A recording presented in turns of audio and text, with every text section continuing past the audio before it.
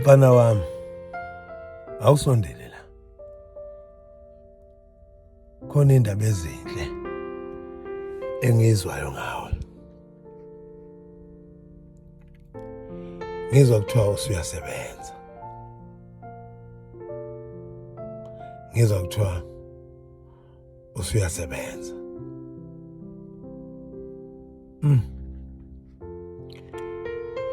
Ngiyakubongela kakhulu mfana wami.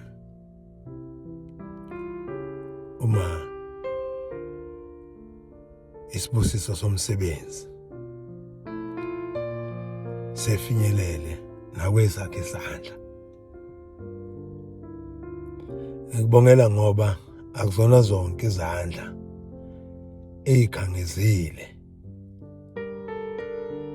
ezithola lesi sibusiso osusitholile. Siyatusa kakhulu, situsa nakubanikazi besibusiso ukuba singaphazamiseki size sifike esandleni kuwe. Awuhlale phansi ngikhulume nawe, ungasho ukuthi ngaze ngayilaya ngiqala nokusebenza nje.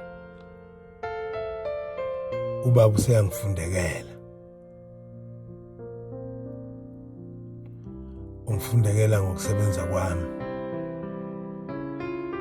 nangemali yami. Ungadideki mfana wami, angizili ukuzokhuluma ngemali yakho,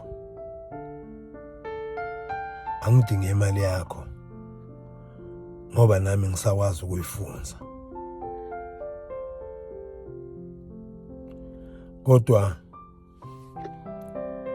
ngifuna ukukunikeza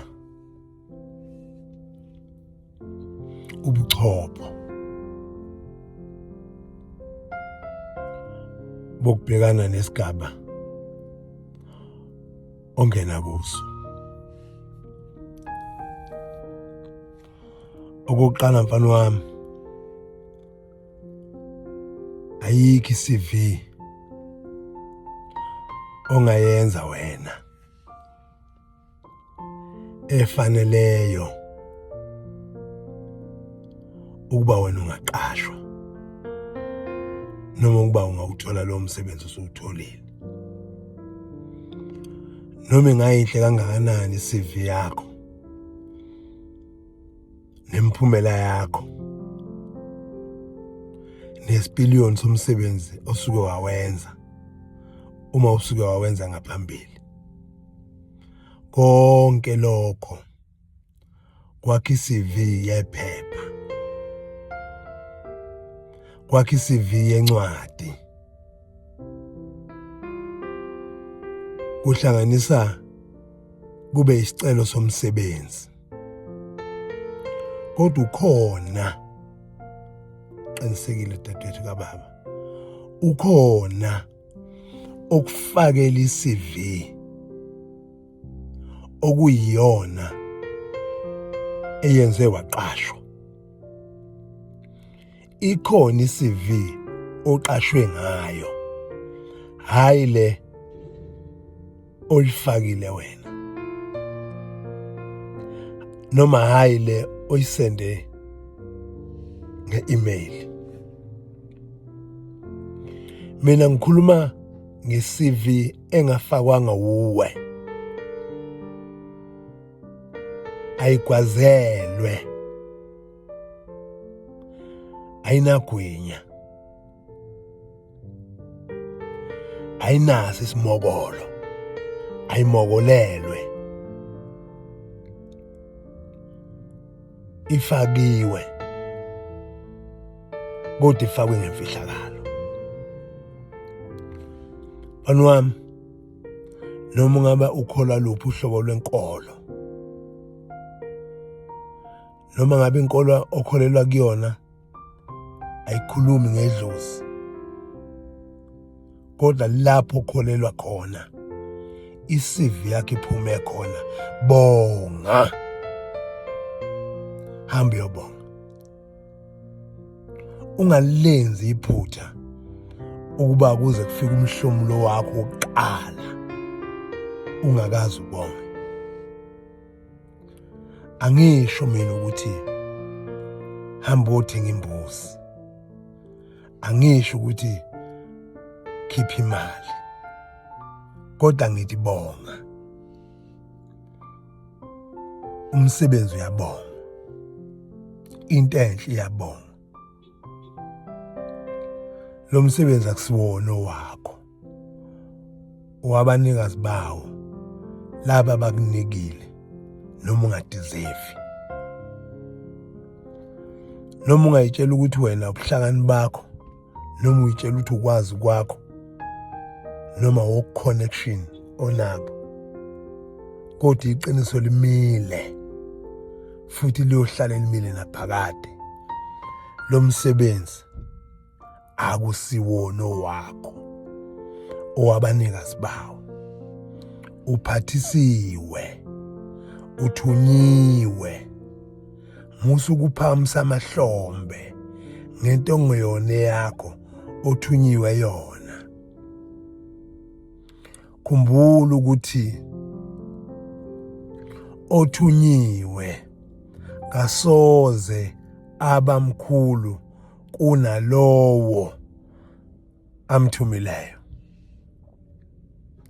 Mfana wami, umsebenzi uyahlonishwa. Uhloniphe, uze uhloniphe ngisho umuntu ongelutho emagcekeni omsebenzi. Umsebenzi umendo, wena ungumlobokazi.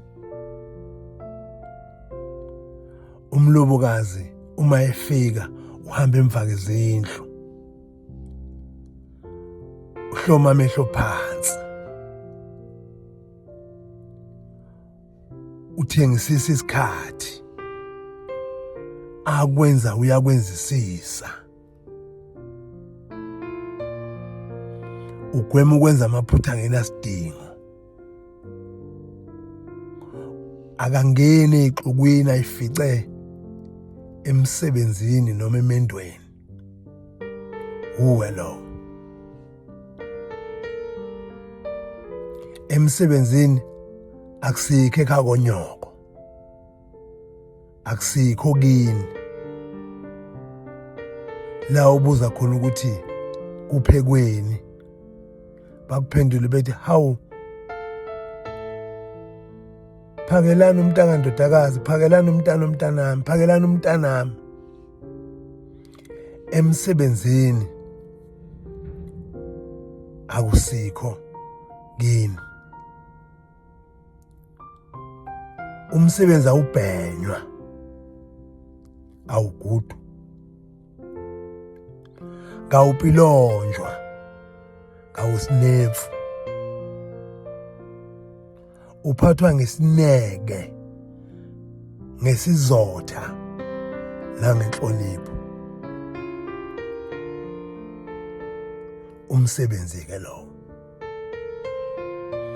Umuntu osesemsebenzini uyayithuthukisa ukuze akhule lo msebenzi anikezwe wona.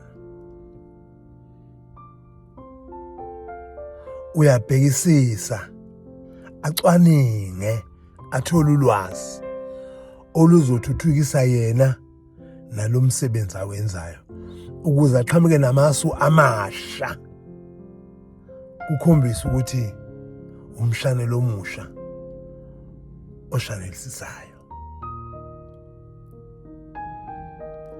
Uma usinda endlini uyehla, awuqali emnyango, uqala emsamo, ungaphakami, zehlise kuyisikhathi noma kungesikhathi. Awumkhulu kunalabo bafice emsebenzini, futhi wena kawungcono kunalabo ohambe nabo inhlolokhono kwaqashwa wena abangaqashwa bona, futhi kawumkhulu kunalabo abasahamba behla benyuka nemvilophi ezinsundu bephethe ama-CV bengqongqoza befuna umsebenzi. Awungcono kunabo, kodwa isibusiso nengilosi isilethe kuwe, siphathisise kahle mfana wami. Mfana wami, ngikufisela konke okuhle. Hamba-ke mfana, hamba mfana, uyiphathe kahle, uyiphathe kahle.